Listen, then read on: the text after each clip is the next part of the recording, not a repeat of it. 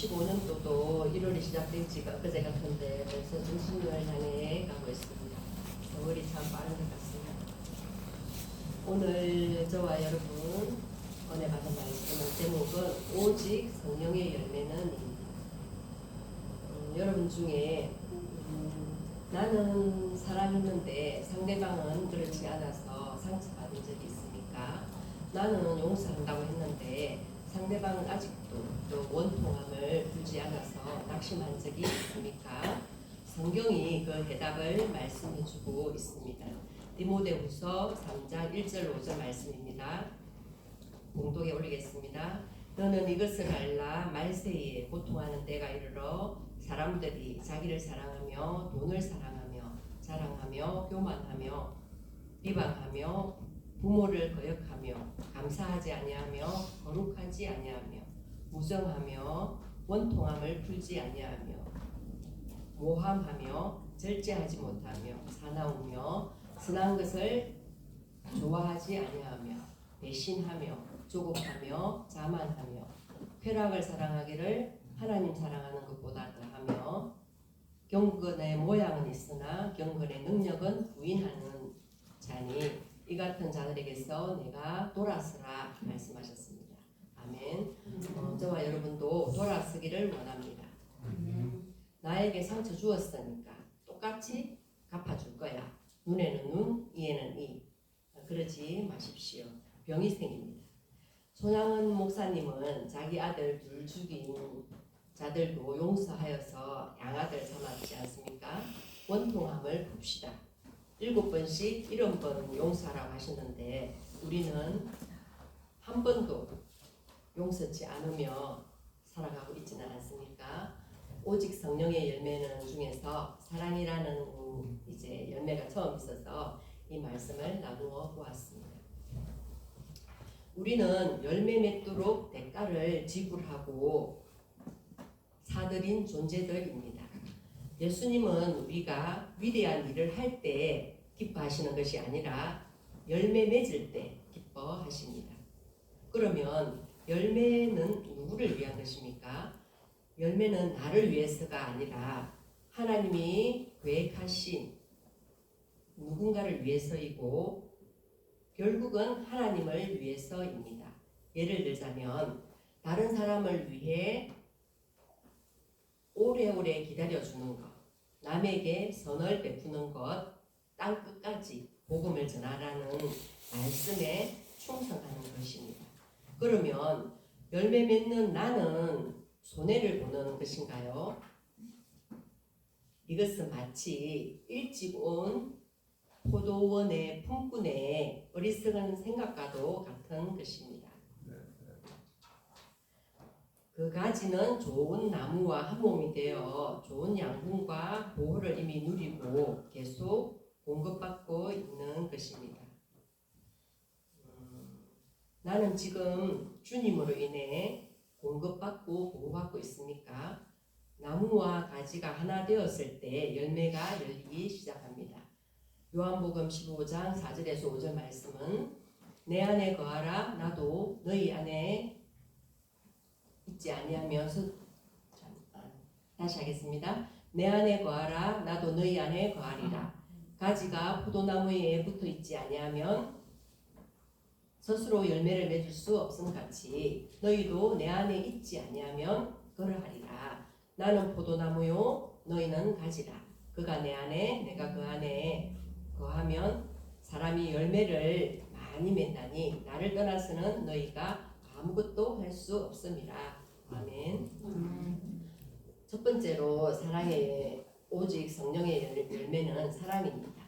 하나님께서 우리 믿는 성도를 사랑하신 그 사랑으로 이웃을 사랑하라는 그것이 성령의 열매를 맺는 것인데 하나님께서 우리 믿는 성도를 사랑하시는 것은 우리 믿는 성도에게 죄 사함을 주시고 어렵다 하심을 주시고 하나님과의 결합을 주시는 것입니다.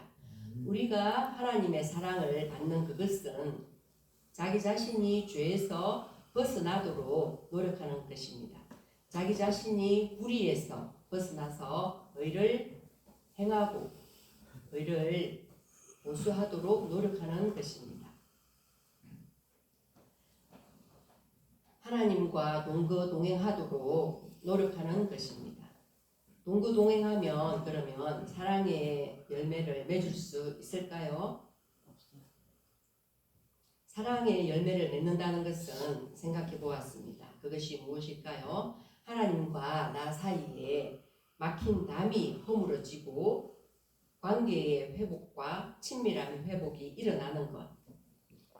깨어서 일어나서 하나님과 소통이 가능한 상태로 자라감을 통해 맺어가는 열매라고 생각이 되어집니다. 주위에서 사랑의 열매를 맺는 사람을 많이 보곤 합니다. 그분들은 사람들로 하여금 하나님과의 관계도 좋아지도록 또 회복되도록 돕습니다. 그러면 어떻게 되겠습니까? 하나님과의 관계가 가까워지게 되겠습니다. 그래서 성령의 열매는 우리가 생각해보면 어떤 의미인지 그 열매의 근원은 하나님과의 친밀한 관계라고 생각이 되어집니다. 성령께서 우리에게 오셔서 하시는 가장 중요한 일은 하나님의 마음을 깨닫고 순종케 하는 일인 것 같습니다. 두 번째로 오직 성령의 열매는 희락입니다. 희락은 무엇일까요? 기쁨을 말하는 것인데요. 하나님과 진리로 말미암아서 기뻐하는 기쁨을 말하는 것입니다. 여러분들에게도 기쁨이 있습니까? 우리 성도에게는 이런 기쁨이 있어야 합니다. 이 기쁨은 세상이 기뻐하는 것과는 아주 다른 것입니다. 세상이 기뻐하는 것은 자세히 살펴보면 그 수명이 짧습니다.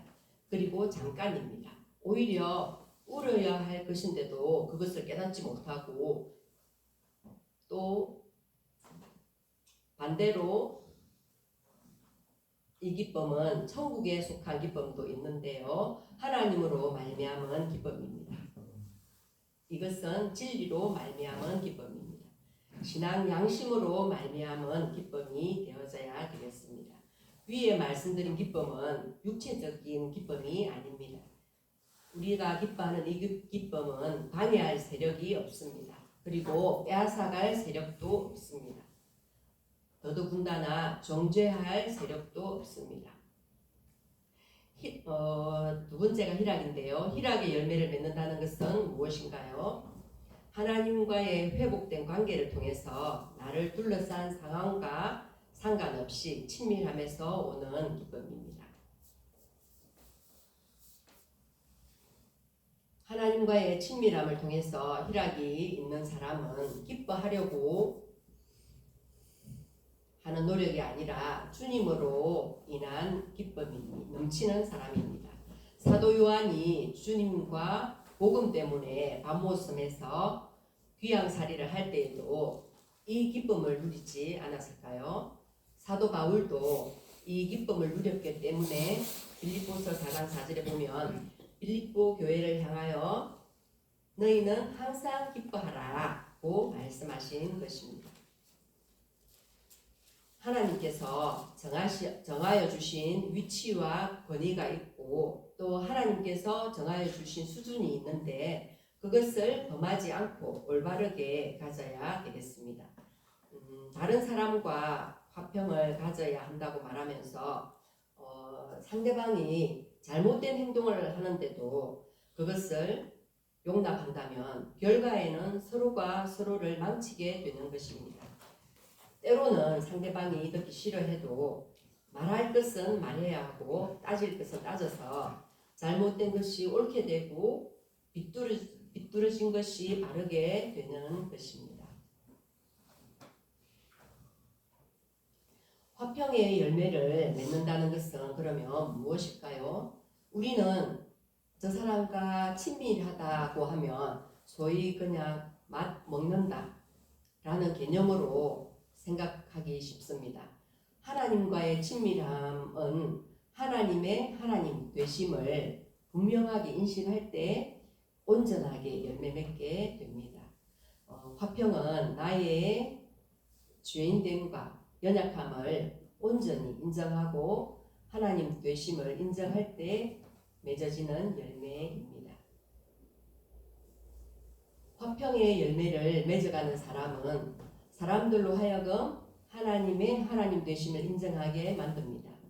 내 나름대로는 열심히 전도하고 하나님 믿는 것에 대한 축복을 표현해도 주위의 사람들이 너나 잘 믿어라 라고 한다면 나는 화평의 열매를 잘 맺고 있는 사람인가 뒤돌아볼 필요성이 있습니다.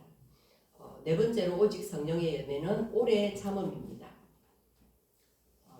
이렇게 예배를 만약에 1시간, 2시간 이렇게 이어진다면 우리는 오래 참을 수 없겠지요. 오래 참음이라는 것은 때로는 인내하는 것입니다. 사랑과 희락과 화평이 하나로 결합이 되어서 열매로 나타나는 그것을 계속해서 가지는 것입니다. 인내는 한 번 시작한 것을 계속하는 것인데요. 이제까지 해오던 하늘에 속한 것을 어떤 어려움이 와도 양보하거나 중단하지 말고 빼앗기지 말아야 합니다. 그것이 성령의 열매를 맺는 것입니다. 형통할 때에 시작한 신앙생활을 형통하지 못해도 계속해야 하고 평안할 때에 시작한 신앙생활을 고통이 와도 계속해야 합니다. 우리가 부유할 때나 가난할 때나 계속해야 하는 것입니다. 그렇게 하는 것이 오래 참음인 것입니다. 인내인 것입니다. 오직 성령의 열매는 5번째로 자비입니다. 자비는 다른 사람을 자기처럼 아껴서 자기와 같은 위치까지 끌어올리려고 애를 쓰는 것입니다. 이렇게 긍휼히 여김과 동정심을 한 말로 표시해서 자비라고 말씀하신 것입니다. 이 자비에도 하늘의 것이 있고 땅의 것이 있습니다. 땅의 것은 육체적인 것이요 사망적인 것입니다. 하늘의 것은 영적인 것이요 영을 동정하는 것입니다. 성경 말씀 에스겔 1장 4절에는 이렇게 말씀하셨습니다. 단 쇠와 같다라고 말씀하셨는데요. 자비를 하늘의 자비를 가진 사람은 죄와 불의에 대해서는 냉정하고 성과 의에 대해서는 칼날과 같다고 말씀하였습니다.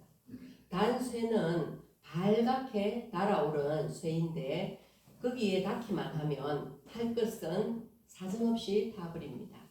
이와 같이 죄악과 불의에 대해서는 냉정하게 단호하게 처리하는 그것을 가리켜서 단쇠라고 상징한 것입니다.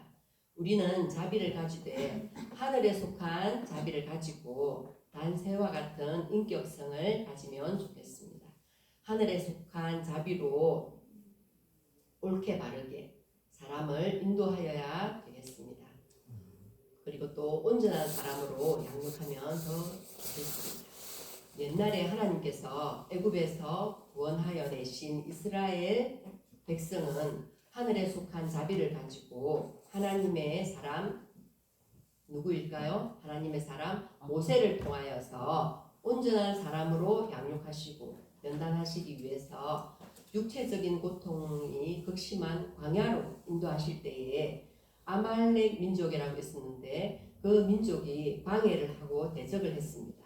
그럼에도 모세는 이겨내었지요. 그래서 그것을 하나님께서는 아말렉 민족이 방해한 것을 하나님께서는 분하게 괘씸하게 여겼습니다.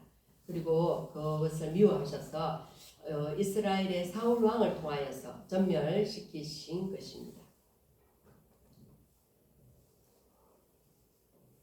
그러면 자비의 열매는 우리에게 무엇을 통해서 나타날까요?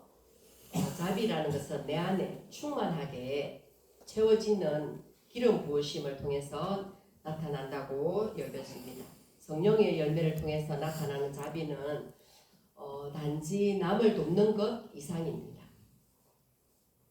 자비는 나를 통해서 하나님의 선하심과 인자하심이 나타나는 것입니다.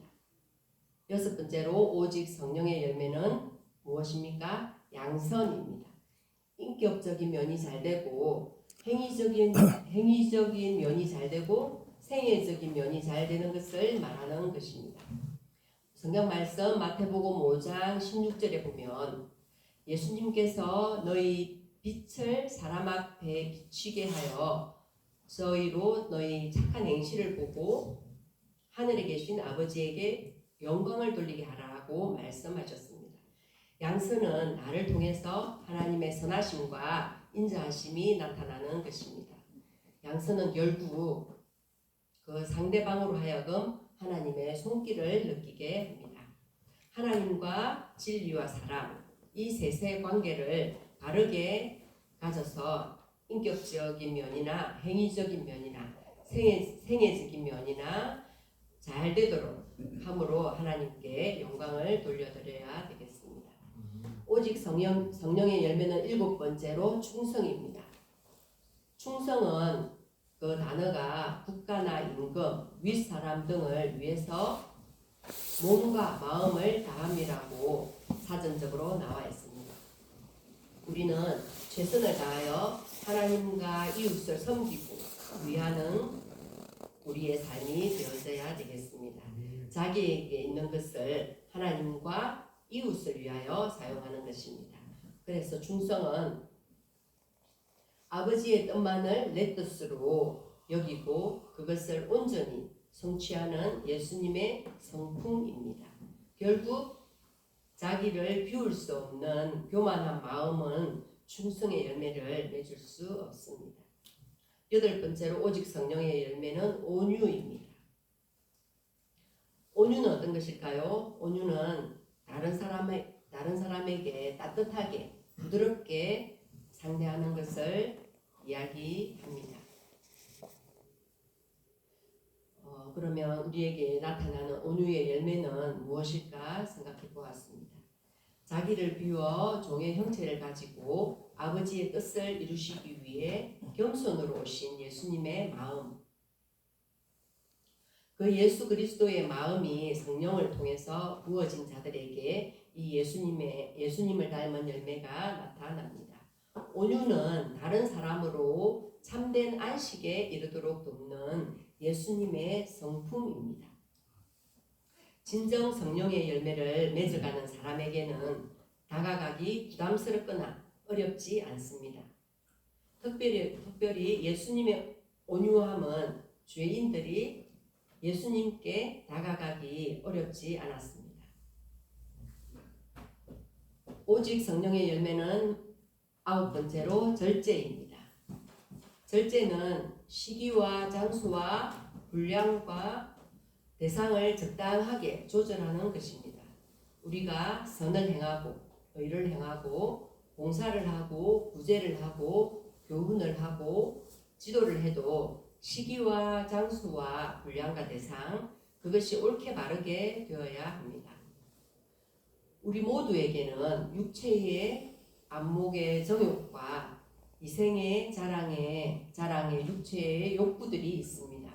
하지만 진짜 절제할 수 있는 사람은 영의 충만함과 참된 기쁨을 맛본 사람입니다. 세상이 볼 때 절제의 열매를 맺는 사람은 더 영원한 기쁨을 맛본 사람입니다. 예수님께서 말씀하신 다시 목마르지 않는 생수의 시원함과 흡족함을 맛본 사람입니다. 아직 이 땅에 살지만 천국의 영원한 기쁨과 만족을 경험한 사람이 절제의 열매를 맺게 됩니다. 위에 말한 9가지는 결국 모든 성령의 열매는 하나님과의 어떤 관계가 되어져야 될까요? 하나님과의 바른 관계가 되어질 때에 맺어지는 열매입니다. 또한 하나님과의 친밀함을 통해서 나타내지는 열매라고 여겨집니다. 우리가 열매를 맺으려고 내가 애를 쓰고 수고해서가 아니라 우리가 하나님과의 바른 관계만 되면 그것은 9가지의 열매는 회복이 됩니다. 날마다 하나님과 마음이 통하는 친밀함을 누리는 저와 여러분 되시길 축복합니다. 그래서 이 성령의 열매는 그러면 자연스럽게 맺어질 것입니다. 모든 사람에게 이 열매가 나타날까요? 모든 사람에게 동일한 성령의 은사나 능력이 나타나는 것은 아닙니다. 하지만 이 성령의 열매는 성령 받은 모든 사람에게 나타나게 됩니다. 참 포도나무에 접붙여진 참된 그리스도인에게는 당연히 이 열매가 나타나게 됩니다. 그러므로 우리는 성령의 열매 9가지를 맺는 데에 전심전력을 기울여야 되겠습니다. 이 열매를 금지할 법이 없기 때문입니다. 하나님과 진리가 정죄하지 아니하고 영원히 보호하여 주십니다. 결국 교회의 부흥과 성령의 열매를 맺으면 교회의 부흥과 성장도 우리가 성령의 열매를 맺으면 그 맺는 성도가 많아질 때 따라오게 되는 것입니다.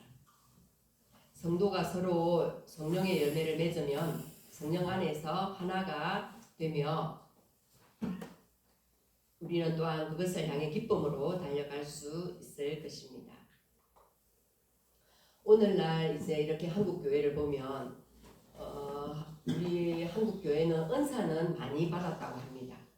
그런데 그 은사가 과연 우리의 삶과 인격에도 영향을 주는지, 우리의 삶과 인격에 영향을 미치는 만큼 열매를 맺는지 돌아봅니다. 많은 사람들이 교회를 이렇게 부정적으로 보는 사람들이 간혹 있어요. 그런 사람들은 왜 그럴까요?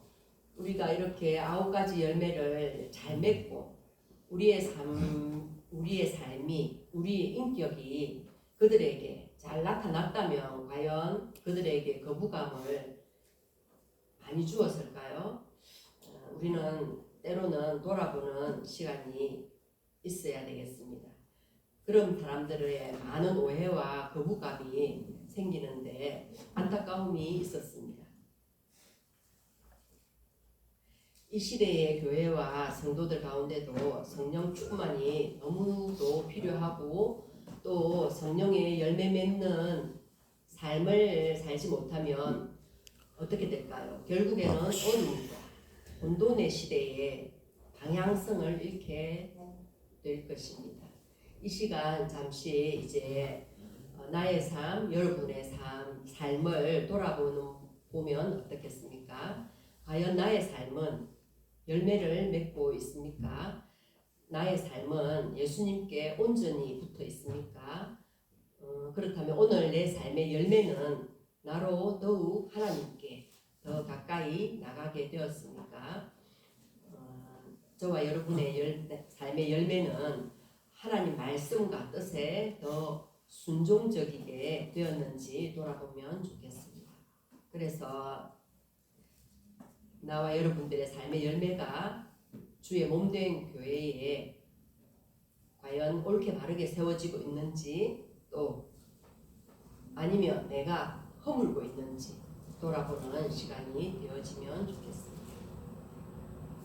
저와 여러분들에게 모두 성령 충만함에 대한 사모함이 있었으면 좋겠습니다. 성령 충만에 대한 사모함이 있다면 그것을 통해서 내가 기대하는 것은 무엇일까요? 또는 하나님께서 우리에게 이렇게 기름을 부어 주실 때 하나님의 기대하심은 무엇이겠습니까? 그래서 오늘 이렇게 성령 충만함을 통해서 온전한 성령의 열매를 기대하면 삶과 인격의 변화가 있게 되어질 것 같습니다. 성령이 하시는 일은 연결이라고 생각이 되어집니다. 사도행전 2장 46절 47절 말씀, 날마다 마음을 같이하여 성전에 모이기를 힘쓰고 집에서 떡을 떼며 기쁨과 순전한 마음으로 음식을 먹고 하나님을 찬미하며 또 온 백성에게 칭송을 받으니 주께서 구원받는 사람을 날마다 더하게 하십니다. 아멘. 그리스도인의 삶이 중요합니다. 타인을 위해서 향해서 나아가는 삶이 될 때에 하나님은 더욱더 기뻐하시리라 생각이 되었습니다. 그래서 저와 여러분들은 타인을 향해서 나아가는 삶이 되시길 주님의 이름으로 축복합니다.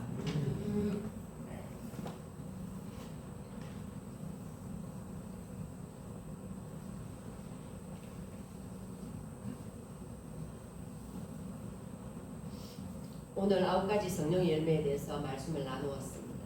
성령 충만은 성령을 경험하는 큰 경험입니다.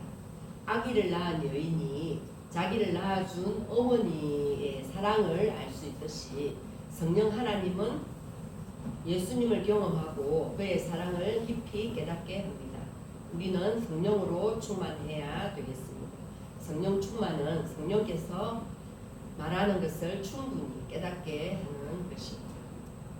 마지막으로 성경 말씀 한 구절 말씀드리고 말씀을 마치려 합니다. 유다서 1장 20절 말씀입니다. 사랑하는 자들아 너희는 너희의 지극히 거룩한 믿음 위에 자신을 세우며 성령으로 기도하며 아멘. 저와 여러분 모두 거룩한 믿음 위에 자신을 세워 나가시길 축복합니다. 찬송 드리겠습니다.